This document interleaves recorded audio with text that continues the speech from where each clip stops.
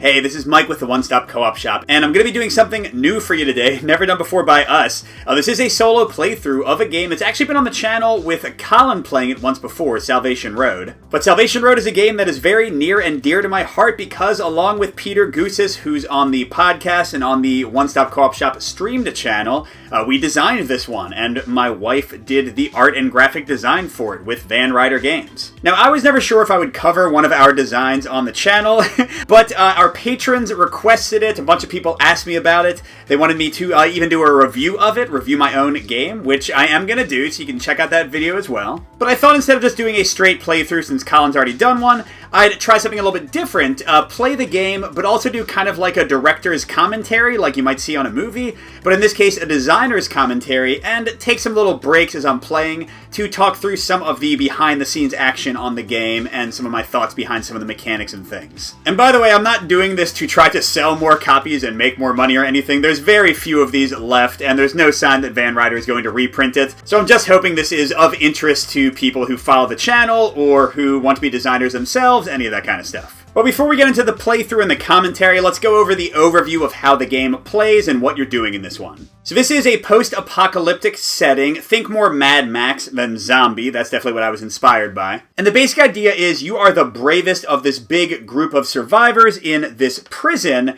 but you don't have the resources to escape yet. And this big band of marauders discover where you are and start massing for a giant attack on your position. So in the time you have left, you have to brave the unforgiving wasteland, get the resources you need, and get them in the truck to make this mad dash for safety, trying to get to this place called Salvation, which you've heard on the radio is offering sanctuary for people. So each player in the game controls two characters, one a hero with a positive power and one a survivor with a more negative power. And you'll go out from your comfy home into these different locations. And this is where you'll find the resources you need: food, ammunition, medicine, and gasoline. But the longer you stay in search of these locations, the more attention you draw from the marauders. You'll have to roll these dice and potentially take damage from them. But what you're trying to do is not only get resources, but also scout out what's ahead of you on the way to Salvation. In the two-player game, I'll need to overcome 3 road cards. I start with one partially scouted, but not fully explored. You can flip them to see the exact resources you need. And at the end of any turn, if all your people are back at the compound, you can decide to run and try to end the game if you think you have the resources you need, which will often be a little bit of a guessing game and just a gut shot to see if you can potentially win. Now, apart from the marauders shooting your people while they're at locations, you're also going to flip these apocalypse cards, which are themed after the 4 horsemen of the apocalypse, and they're going to cause you to starve and your wounds to fester and other terrible things to happen. And they'll also put more marauders around your outpost, and if too many of them go out there, if you run out of apocalypse cards, if both characters for a single player die, so if somebody's eliminated, all of those are lost conditions. Again, the only way to win is to actually drive to the town and make it safely. So those are the core basics of the game. Let's jump into a playthrough and also me kind of talking through some of the fun hidden information about the design of it. So in round 1, everyone starts in the compound, and you're going to go back and forth for the players. So on this player's turn, they would pick either Rosa Villanueva or Yuma Dakota to activate and take 2 actions, and then it would flip to the other player. They'd do 2 actions with one of their characters, back for the other character, back to the other player, like that. But first, let's talk a bit about the character design.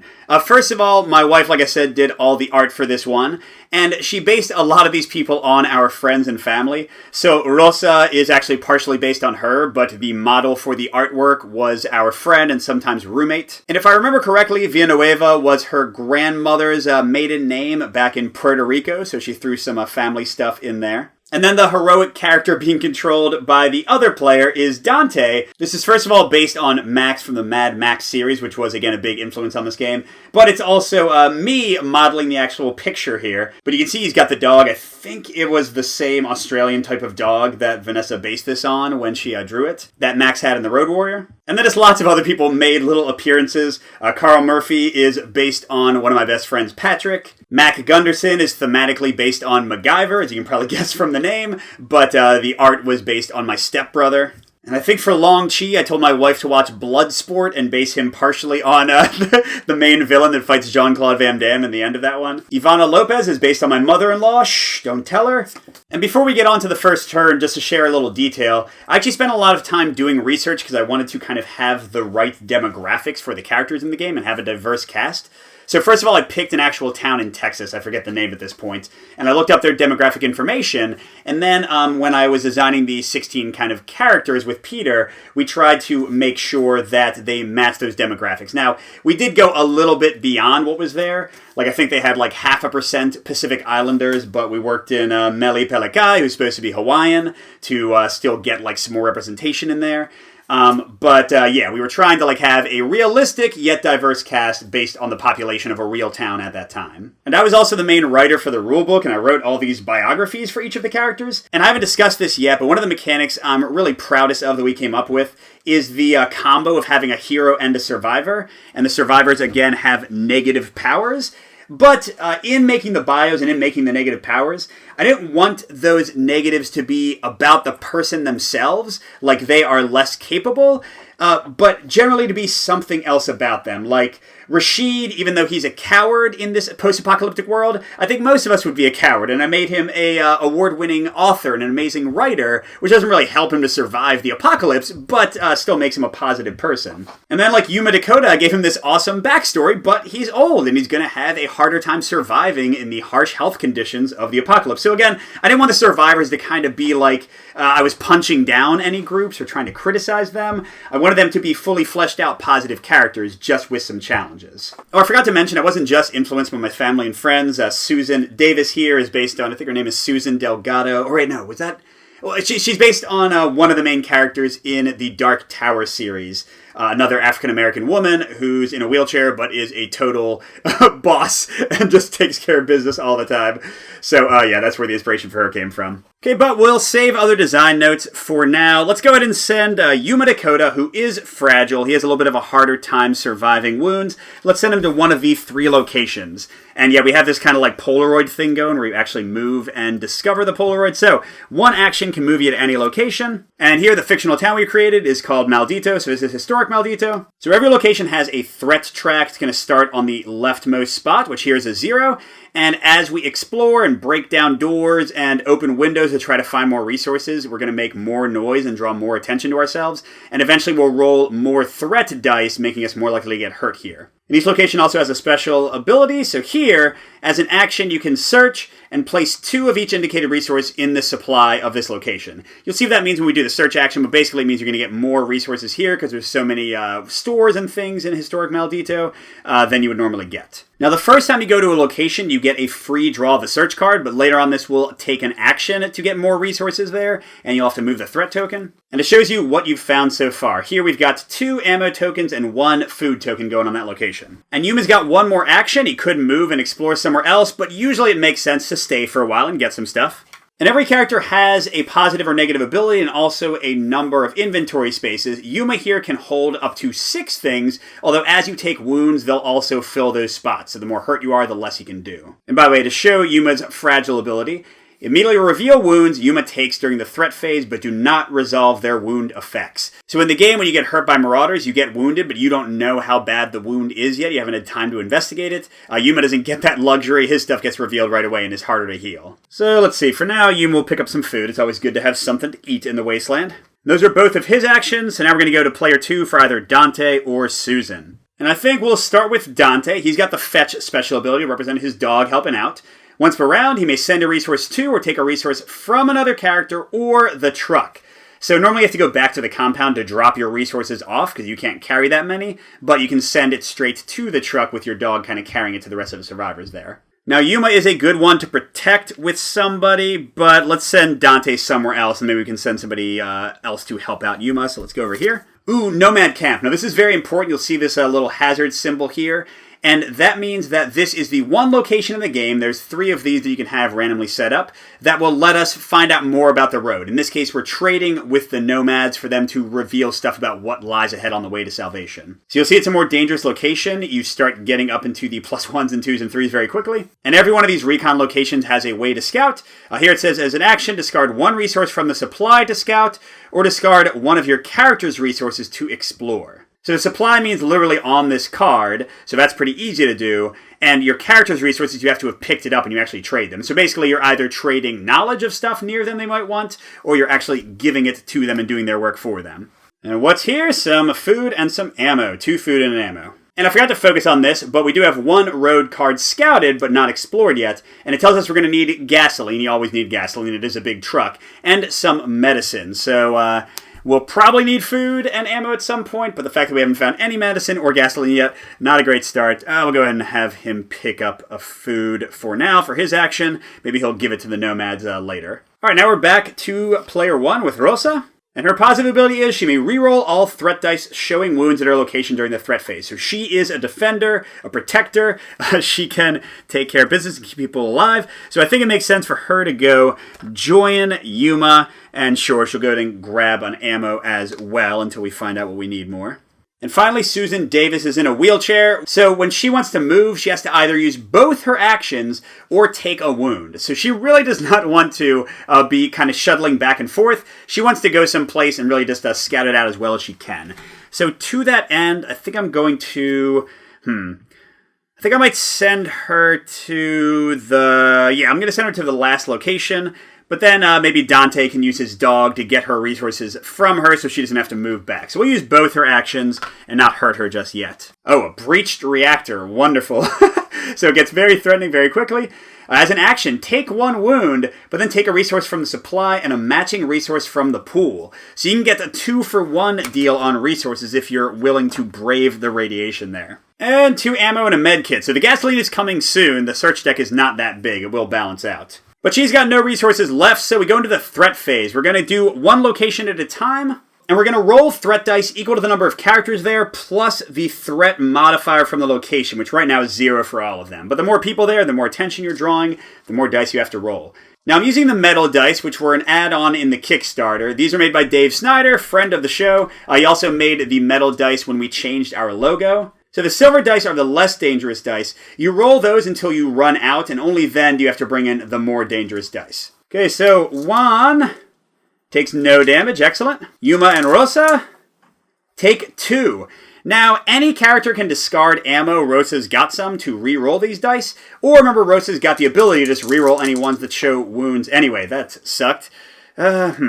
She does have an ammo. And so far, we don't know if we need it, so sure. She's going to use her ammo to re-roll 1 more time. Well, should I? Yes. You know what? I'm happy I did that. Okay, and finally, Susan all by herself. Come on, Susan. She takes 1 wound.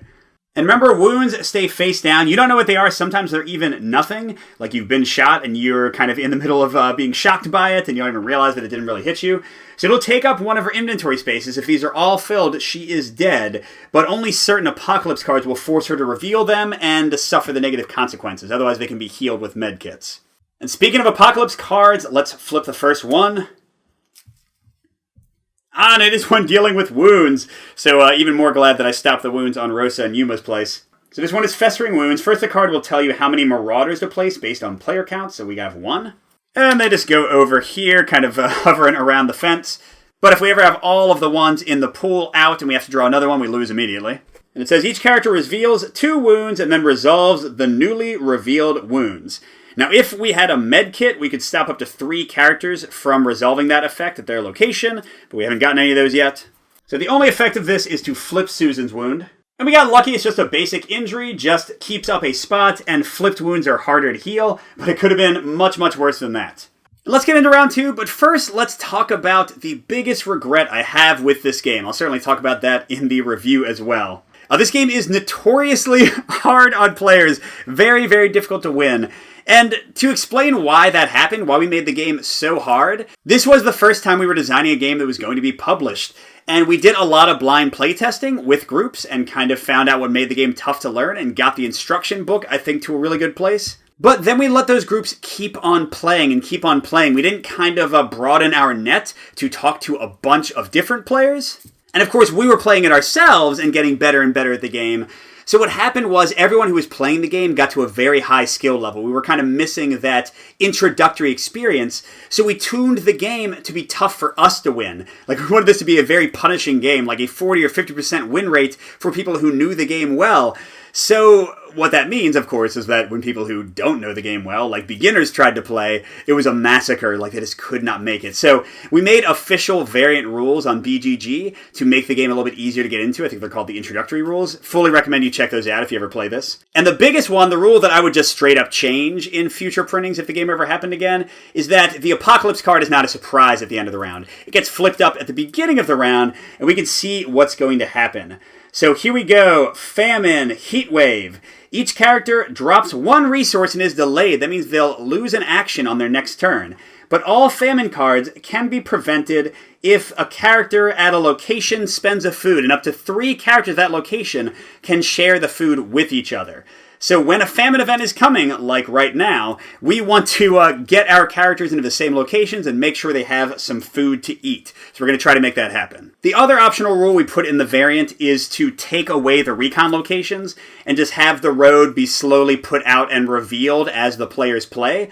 Because this is, let's face it, the most frustrating part of the game for a lot of people.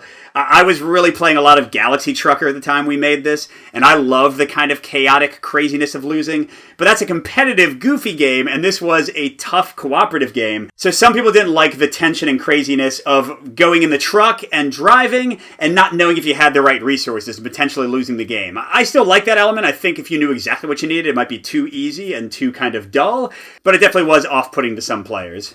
All right, switching the first player token to Dante and Susan. Dante's got a food, and so does Yuma, actually, and he's with Rosa. So as long as Dante can maybe get to Susan, then we should be good for everybody to eat. But you know what, for now, let's go ahead and activate Susan first. And we need this medicine. The ammo is also good. Now, do I want to use the breached reactor? She's already hurt. But a double medicine would be great since the first card needs medicine and we don't have any yet. So yeah, you know, might be a little dangerous, but I'm going to have her take a wound to use the breach reactor action, get 2 medicine for the price of 1, and then for her second action, she will pick up the ammo. And here she is, already pretty full up, although as an action, she could discard a medkit to heal 2 unflipped wounds or 1 flipped wound, but that's not very efficient. And meanwhile, Rosa and Yuma, we got 1 food for them. So let's have Rosa go first, and she's actually going to search first. That increases the threat by 1, although it's not any tougher yet. And we get a search card, nice, gas and food. And don't forget, at Historic Maldito, the ability means we get 2 food instead of 1, but also 2 gas. And let's see, we've already got the food, so for a second action, I'm going to pick up that gas. And a very important rule that sometimes first-time players miss is that every character gets a free transfer action each round, where they can trade a resource to somebody else at their location. And this is often a good way to kind of group up all your resources on one character to run back to the truck and drop them off. Because that way you don't have to have both characters running back and forth and back and forth, back and forth. We can kind of Yuma do the grunt work there. All right, let's see. I want Dante to get over the breach reactor to feed Susan and himself. He's already got the food. So for his first action, let's discard a resource from the supply. I guess we'll get rid of the ammo, and let's scout our next road card. You draw from the bottom, and it's ammo and gas. Okay, so we need ammo and medicine. So far, we might not need any food to get to salvation, which is going to be good to know. And by the way, location abilities can only be used once per round. I don't usually need to mark them, but you do have these tokens to show that you've already used the Nomad Camp, for example. And for his second action, he's going to go ahead and run back to Susan. And unfortunately, a transfer is only giving to, not taking from, so he can't kind of lighten her load, but if they get shot, he'll certainly be the one to protect them. And speaking of getting shot, the threat phase, Rosa first. Oh my gosh, use her ability. Jeez, man. Well, they don't have the ammo, so it's definitely just 2 wounds. And remember, Yuma's would be immediately flipped, which would make it very hard to heal him, whereas Rosa, a single med kit will heal her pretty quickly, so she'll take both of them for now. All right, and Susan and Dante. Ooh, nice, nice, nice. Love it. And now the famine happens, but we've got a food with Yuma and Rosa, and a food with Dante and Susan, so we lose all the food, but we are safe from the heat wave. Oh, wait a second, I forgot to take Yuma's action, so let's just have him pick up, I don't know, the ammo and the gas, since we know we need those. Oh, and the Heatwave card also added our second Marauder. We're not in danger at all yet, but when a War card comes out, then things get pretty serious. Now, before we get into round 3, I wanted to talk a bit about the thematic inspiration for the game. Because, as often happens with game designs, the theme you end with is not the theme you started with. In this case, the original thing that inspired me to make this theme, because I was the lead designer on this one, so I kind of had the initial idea, was the Telltale Games Walking Dead Season 1 video game, which is a great, great experience, a really amazing time. So this was originally supposed to be a zombie game, and that's where the whole idea of, like, useful and non-helpful survivors came from, because, you know, in zombie movies and games, you always have those people who are kind of a drag on the group, or argumentative, or messing things up.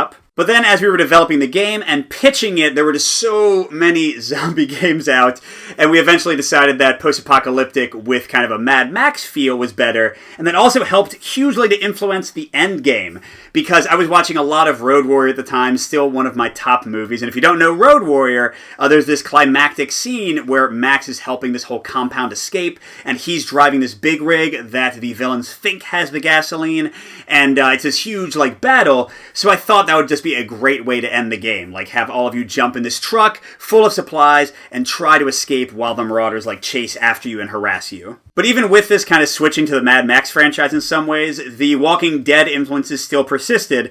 Like, for example, if you notice, we're in a rundown prison, which comes straight out of, oh man, what was it? The Walking Dead Season 2? Or Season 3, where they were in a prison for a while, trying to survive there. I don't know, it's been a while since I watched it, but yeah, that influence still kind of stayed in the game a bit. Alright, but let's get to round 3. Okay, so Rosa is pretty hurt. Yuma's not hurt at all, but he is almost filled up with space. So here's what I'm going to do. I'm going to have Rosa search first. It has become a +1 threat area. It's more dangerous. Oh, but awesome stuff we need. We've got 2 medkits and 2 gas with Historic Maldito's ability. And for a second action, let's just keep on getting the gasoline, I think. Oh, I didn't even look at the Apocalypse card. I forgot my own variant. Oh, Death card, Acid Rain. So Death cards affect anybody outside of the compound. It's kind of a card that's meant to make you run back inside. So we'll have 2 Marauders. Each character must drop a resource or discard a resource from the supply unless they're in the compound. So these aren't supposed to be too bad because they're so hard to avoid. But yeah, just to know that anyone who runs home won't have to drop anything. So Rosa will pick up a gasoline for a second action, but then pass it to Yuma, who is now almost totally filled up. So on his turn, he's going to get another resource and run back and drop it all off, getting us much closer to being able to leave this place. All right, come on over to player 2. I've got Dante and Susan. Susan is almost filled up, but she's very slow to get back to the compound. Although, actually, whoops, this should be an injury.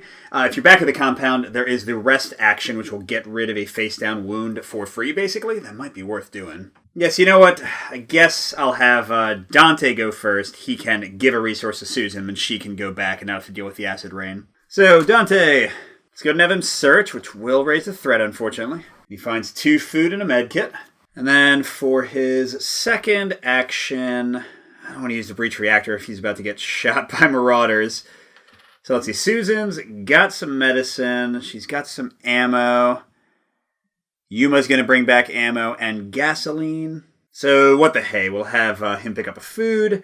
He'll give it to Susan. And then on her turn, she'll be able to run back. And speaking of running back, Yuma's going to grab another gasoline. We always need that. And then he's going to come on back, and he can use his free transfer action to put all his stuff into the truck or to take one thing out. For gasoline, you can use the ×3 spots if you start running out of room to represent 3 of a resource. 1 ammo, not bad. And Susan is already pretty hurt, so she's going to use her entire turn to get back home, too. She's dropping off 2 med kits, a food, and 2 ammo. And by the way, I didn't talk about this, but every resource has an alternate use besides actually winning the game. So gasoline you can spend to kind of get a broken down car to drive for a little bit. It lets you and a character in your location move for free without spending an action. Medicine, as you already heard, you can spend an action to heal somebody. And you can also use it to stave off pestilence events. Food will stop famine events, and you can also discard it just to get a free action of whatever type you want. And ammo, as you already saw, lets you re-roll threat cards, but you can also use an action to shoot at the Marauders with ammo, which is pretty important when they start building up. Although alternatively, you can take the fight action and just punch one of them, but at the risk of wounding yourself. Okay, into the threat phase, we have both our heroes only, and they're both facing 2, because 1 for themselves, 1 for the +1 threat. Rosa does not need to use your reroll. Oh, come on, Dante. Hang in there, buddy. No! And he's not looking too good. Might have to get him healed back at the base. Use a medkit, something. Alright, so now we resolve the Acid Rain. 2 more Marauders coming. And there are, by the way, 11 Marauders total. And actually, if the last one is placed, we lose. So we can't get 7 more right now. Okay, then everyone outside of the compound needs to either drop a resource or discard a resource. So since we can't drop, we have to get rid of one. Let's see. We already have 2 medicine back at the base. And a decent amount out. We also have a decent amount of food. So I guess Rosa will get rid of a food. And Dante can get rid of a medicine since there's a lot of Historic Maldito. And before we go into round 4, just another little bit of sharing. Another mechanic I'm really proud of in the game that we came up with, besides the Survivor and Hero pair, is the inventory system. And I'm pretty sure I've seen this in games before, but I wasn't specifically thinking of one when we came up with this. But first of all, I think it's fun how as you get hurt more, you can't hold as much. That always seemed pretty thematically appropriate. But then additionally, this wound system. This was before, we were designing this before Eldritch Horror came out. So when I saw Eldritch Horror and they had the, what are they, the condition cards that you can see you have a dead or you can see you have a dark pact or whatever, but you don't flip it until later on and find out when the reckoning happens, what the actual effect is. When I saw that, I was kind of bummed out because I was like, oh man, we totally did that first, but maybe somebody did it before us and I just wasn't aware. That's kind of how designing goes. But yeah, the idea that you don't know what the wounds are and then when a pestilence comes out, you'll suddenly have to reveal them and suffer some extra effect. I always thought that was kind of a really cool, tense thing. Do I want to heal it now, or do I want to just, leave it around and not worry about it? Yeah, I still think that's a lot of fun. All right, round 4. Let's see. We're still using our variant. Here is a war cards. These are always consistent. First of all, they add a ton of Marauders. Remember, 7 more will make us lose. 4 are coming. And if we're at the compound, we take 1 wound automatically. And then we can choose to take an additional wound, a second wound, 1 per character if we want. And each character, if it does that, will prevent 1 Marauder. So that's usually best if you're going to lose because of the Marauders. But here, it's not as big of a deal. Now, it is a big deal is getting somebody back to the Nomad camp because we have no idea what the third type of resource we need is or how many we need of any of those. So let's see, I can bring Dante back over there, or I could send Susan up there. Although Susan could also stay back and just gun down some of these Marauders. Yeah, you know what, with the war card coming, I think that's probably the smart call. So Susan's going to use her transfer to take one of the 2 ammo out of the truck. She's going to take a shoot action for her first action. You get 3 Marauders with a shoot. If she fought them without the ammo, she would, remember, have a chance of taking some damage, and also would only defeat one of them. So that buys us tons of breathing room, and then for her second action, she'll rest, get rid of this wound before it's ever revealed, although she'll take another one from the Marauder attack during the war card later. Okay, meanwhile, Rosa and Yuma. Yeah, I feel like maybe Yuma will come back up and join her, because she can keep him safe, and then Dante could go to the Nomad camp, which isn't too dangerous yet. So sure, let's have Yuma go first. He'll go 1... and 2, and he'll pick up the medkit, and he's actually going to hand it to Rosa, because I think she wants to heal herself of those 2 wounds with this. But before he does, Dante's going to come over here, and you can discard 1 resource from the supply to scout. We'll discard his own resources to find out what the things are later. So this will be our last road card, and it's more medicine. So we know we need a ton of medicine, some ammo, and a little bit of a strategy tip from the person who designed this game with Peter. And I'll show you with the food cards. Each of them has a total of 5 resources on them, and there are 4 cards per resource type with each kind of mix that is possible with 5 resources. So there's a 1 food 4 gas, a 2 food 3 gas, 3 food 2 gas, and 4 food 1 gas. All of those are in the deck. And that means when you get multiples of the same resource, your possible range of the resources you need shrinks drastically. Because before this could be a 1 med and a 4 gas, or a 4 med and a 1 gas, very different than what I need. But here now I know the lowest it could be would be 3 meds, right? If I had the 1 and the 2, and the lowest the gas could be would be 3. And the most I would need of either is 7. And it's also going to kind of statistically go towards the average. So I'll probably need about 5 medicine and 5 gas for these 2 cards, whereas ammo I really don't know much. So usually I try to explore the singletons first to really nail down exactly what I need. But for now we still have to resolve Rosa's power. Now that I need the medicine, do I want to heal her? There's not a pestilence coming yet. So, yeah, we only have 2 on the truck. For now, she's not going to heal. She's going to change her mind. So she's going to go ahead and gather both of these. But since I'd still rather her take damage than Yuma, she's going to give one of the medicine to him to free up a space for herself. And by the way, we do not need food at all for the journey now, except you do have this toll at the end of the road where you have to draw search cards and fulfill one of the listed requirements. So you still want to have like a little bit of extra resources randomly just to potentially help you out with that, or they won't let you into salvation. Yes, because, again, Mike and Peter wanted to torture and punish the players and make it really, really hard to win this one. All right, and getting to the threat phase, Dante only has 1 die. Come on. Darn it, he is down to 3 out of 6 damage. That is not great. And then 3 over here. Rosa, keep us safe. What? Yes! But let's not forget the war card. A horde of people come roaring down, 4 of them. And Susan gets wounded in the attack. She could take a 2nd damage to cancel one of their placements. No, she's already got 1 wound on her. But before we get into round 5, I just wanted to talk a bit about the graphic design of the board. We helped Vanessa, my wife, come up with kind of the concept, and then she did a really cool job with it. Now, you might look at it at first, and I'm sure some people had this impression, which is a bummer, and see like the kind of weirdly scratched kind of details on the board and think that it's like bad art. But the idea was supposed to be that this is like our table in our base for planning, and that everything is like an actual like found object. So you can see like this is supposed to be like the map of the local area that people have drawn by hand, like where things are. If you see there are like little notes on the board, where Landry got killed, careful, like don't go there. And she tried to reinforce that with little spots on the side. These are also where you can hold your resources. So you've got like some gauze and medical scissors and some ammo and some crackers up there. And you've got like a torn newspaper on the side here. And then the road was supposed to be like a little road map placed over the side as well. So it's supposed to, again, kind of be like in this real space. I think when I gave her the idea, I was thinking of games like 1960, The Making of the President, which was like sort of like a campaign table with all the notes and stuff laid out. And there was like a coffee mug in the corner. I remember that really like kind of struck me. And I forget which of us came up with the idea of the Polaroids, but man, I love these. You've seen this in movies where they kind of like push pin Polaroids or things, like when they're putting together things for like Cold Case or something. So yeah, this is supposed to be like the pictures you've taken of these locations. You have them up on your bulletin board and you're kind of planning with each other on your table in this case. So yeah, just like I think she did an awesome job of making these look like Polaroids from back in the day. All right, but getting into our turn, let's see. We are going to have, a famine. Each character increases the location's threat if able or adds a marauder. Now this is interesting.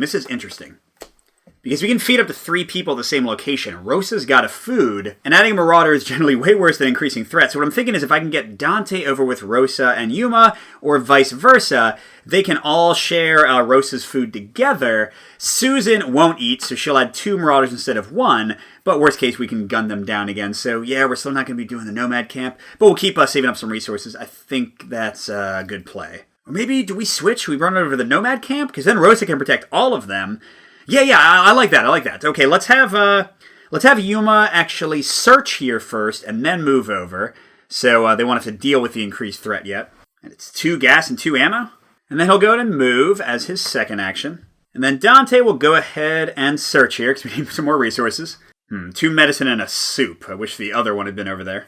Okay, and then for his second action, he'll pick up a medicine. We certainly need that. And I think he'll send it straight to the truck with his dog. Yeah, that makes sense. And then Rosa's going to grab some fuel, run over here, and she'll transfer the fuel to Yuma. He can bring it back later, and then she can feed them. She'll have lots of spaces to take wounds. Okay, and then Susan's going to be a little crazy. She's going to go out and punch a marauder. So how it works is you have to roll a silver die if you're a hero, because you're better at fighting them hand-to-hand. Oh, no, she's not going to do that, because I forgot. Since she's not a hero, she'd have to roll 2 black dice, which have a double wound side, and that could potentially be devastating. So, well, what the hey, we gotta live dangerously. Punch! Woo, only 1! That wasn't bad. And then she'll use her second action to rest and heal that wound. So, boom. She didn't do a ton. I do want to get her out of there, but for now, she kind of staved off the marauders a bit. Speaking of marauders, Rosa, we need you. 4 dice. Ooh. Let's reroll all 3 of those. We have no ammo to reroll again. Only 1? Oh, I love you, Rosa. And yeah, I think she'll take it. And then the famine hits. They'll all share her food. And then 1 marauder will go to the compound plus 1 more because we didn't have food for Susan. And before we get to the next round, let's switch to something a little bit different. Story time. How we actually got this game published. So we were at the unpublished game convention. We had gone a couple of times with different designs. This was not the first game we designed. And one of the people we asked to try out the game was AJ from Van Ryder. And when he came to play, he brought over Chris from Dice Hate Me Games. And they had like kind of this epic, super tense game, like the exact kind of thing you want to have when you're pitching your game. At the very end of the game, AJ had the choice to leave Chris's character behind or go and help him and bring him to safety, but using some of the gas they might need to win. And AJ made the sacrificial choice that, I'll note, had no impact on winning. Like, you don't need to get every character to salvation, but he didn't want to leave a man behind. And it worked out. They had exactly enough gasoline. They like were whooping and hollering at the table. It was super exciting. One of those moments you can't plan, it just kind of worked out that way. And it was really about the players and their personalities, even as much as it was about the game. But that was enough for him to want to look into the game more. And it was great working with him. No complaints about Van Ryders. So yeah, definitely happy that all worked out. But let's get into our next turn. We're doing pretty well. I want to find out how much ammo we need so we can maybe think about starting to drive away. First, let's see our next card. Ooh, War. And this is not great because we already have 6 Marauders, so 4 more will bring us within 1 of destruction, which means we need to use some ammo to blow them up, which means we won't have ammo to get to salvation. Oh, this game is rough. Oh, you know what then? I hate doing it, but I'm going to have Susan take out the 1 ammo we have on the truck, and for her first action, she's going to shoot 3 of these guys, get us back into safe territory. And then she'll keep hanging out there and rest her 1 wound. She's going to get another one from them attacking, but she is holding down the fort all by herself. Yes, Susan? Okay, but then our crew over here. Rosa's got a med kit, and I'm going to have her use the Nomad Camp, discard that, to explore exactly what is waiting for us here. A feral city. Barely human, keep them off the truck. We'll need 3 ammo to shoot them away from us, and 2 gas. So our 0 ammo, not looking so great at the moment. Okay, and for a second action, she'll pick up the med kit. We'll almost certainly need that, and she's going to pass it to Yuma. Meanwhile, Dante's going to go ahead and search. Just keep making things worse for us. Oh, but good. Medicine and especially ammo. We want that. So for a second action, he'll pick up the ammo and send it straight to the truck where it needs to be. And then Yuma's already got 2 med kits. There's 2 more on his location. So if he grabs both of those and then comes back, that would be 2, 4, 7. We should be 100% good for med kits even in the worst situation. Although, oh man, we have so many wounds. Well, he can pick them up, and then maybe he'll use one of them to heal next turn instead of bringing it back. Alright, and yeah, healing might be the case, because with a +2, we're rolling 5 dice. We have to use one of the tougher ones. Oh, man. Now, you don't have to reroll the black one, because it could be worse and give you a 2 wound. Okay, 3 wounds. 3 wounds. Yikes. Now, let's see. Rosa. We'll definitely want to heal her. Oh, and lordy. Dante, too. I don't want to give him to Yuma. He's carrying all our stuff. Okay, and then the war card takes place. The Marauders attack again. Susan's taking 1 wound, and you know what? She's going to take another one and stop one of these guys, yeah. And if you're wondering why some of them are like bigger buggies and some of them are just motorbikes, that was actually just a little clue we gave players that they could lose from a war card. Because war cards place 4, and basically once you have at least one of these guys on the card, or sorry, 5 or 6 based on player count, then a war card will kill you. So that's what these are. It's like a hint. You better get rid of them. You could lose. So right now, I guess I'm safe for the moment. So before we get into the next round, a quick note on kind of the road cards and how they were designed. I already talked about how we put some balance in their numbers, so there was a little predictability there. We also have predictability in the Apocalypse deck in that there's 4 cards of each type, and they tend to be somewhat predictable. So in the standard game, before we added the easier mode where you can see ahead, you can see that we had like, 3 war cards. There's almost certainly not going to be another one. We're probably safe from Marauders attacking. Or, oh man, there hasn't been any famine yet. We probably want to have some food on us.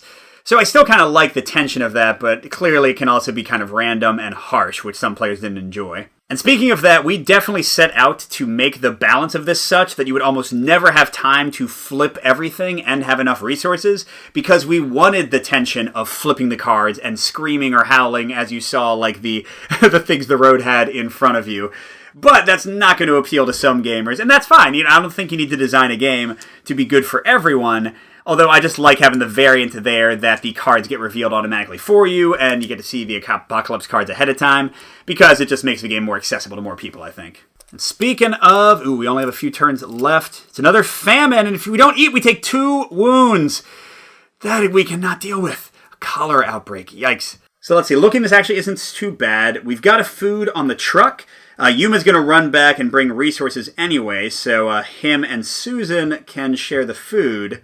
And then Rosa and Dante can pick up the other one there, I think. But I also want to kind of get Rosa and Dante the heck out of there, like over to the breach reactor, which is much safer. So again, 7 med kits is a very low possibility we would need that. We would need to have the 2 highest value cards. So I think he can afford to use one of them. Oh, and it's actually better than I remember. It heals 3 face-down wounds. So let's heal Rosa fully. Dante can still be a little messed up. And then for his second action, he'll run back and drop off all of this stuff in the truck. And here, I guess we can use some of these times 3. So we've got 6 med kits and 5 fuel. Not too bad. I mean, well, Susan's going to be a little bit dull. She's going to pull the food out of the truck and rest twice. But maybe she'll be able to go back out in the field after this. Okay, now we've got Rosa and Juan. Rosa's going to run over to the breach reactor, and then she's going to do the action to take a wound, but get 2 for the price of 1 of this ammo, because we need ammo badly. And then Juan will grab the food from the Nomad camp and come to the safer location with her, and he'll keep this on him, or, wait, I guess he might as well keep it, because if I give him a wound, he'll be dead, so hopefully he won't get hurt that much. And here we go, threat phase for them. Come on, come on. Yes! Yeah, it's much nicer to be in a minorly searched location with not too many friends to attract attention. Okay, and the cholera outbreak hits, we get 1 Marauder, so it is putting us in the danger zone. And Dante will feed Rosa and him. And Susan's food will go to Yuma and her, although now we don't have it in the truck for the toll, potentially. And alright, I've kind of told the majority of my stories for the game, so let's just see how this wraps up. Apocalypse for this turn will be another famine? Oh man, and if we don't eat, each character takes a wound, immediately reveals it, and resolves its effect. Which means, again, it'll be tougher to heal, and might have some other negative effect. And Dante will die. So, I guess we don't want that to happen. Alright, so let's go ahead and have him search the breach reactor first.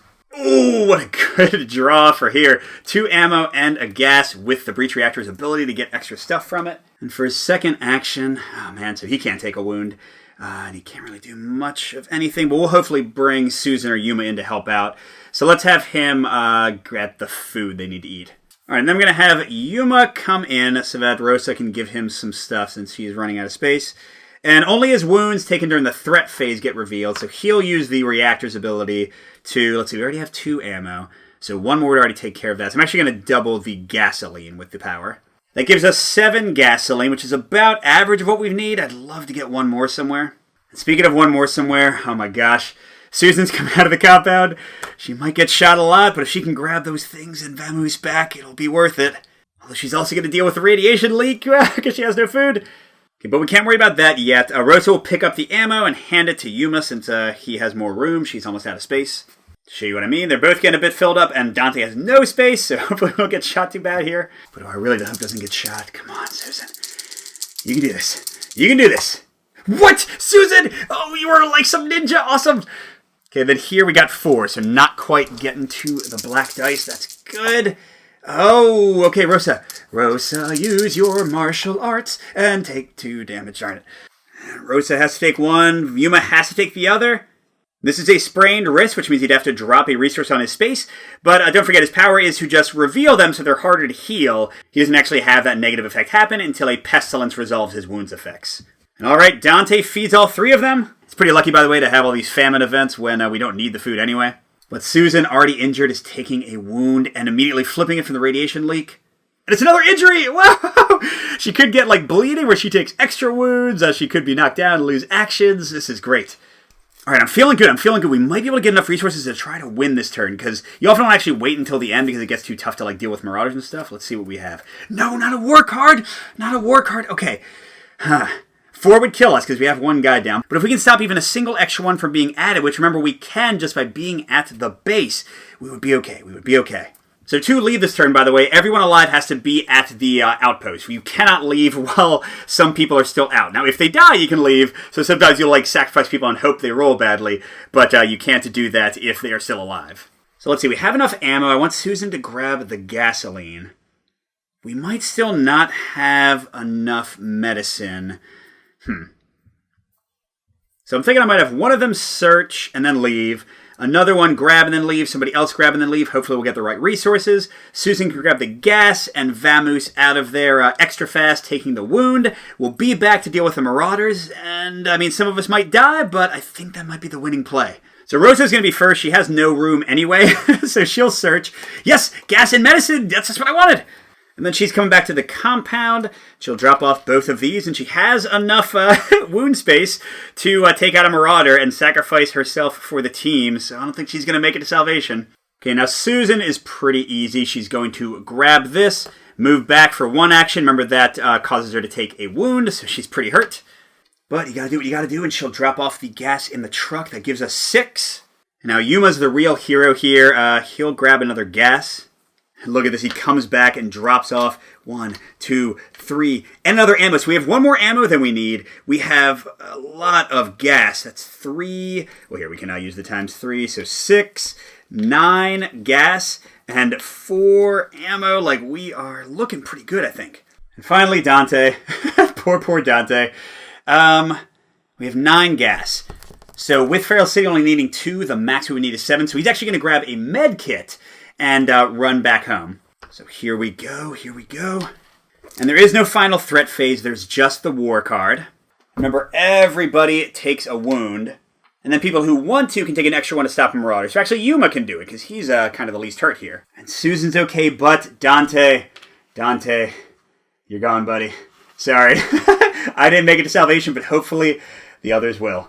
But yeah, that'll place only 3 Marauders, so we'll have exactly 1 left in the pool, so we're okay. And we burst out of the gate right past them, start driving.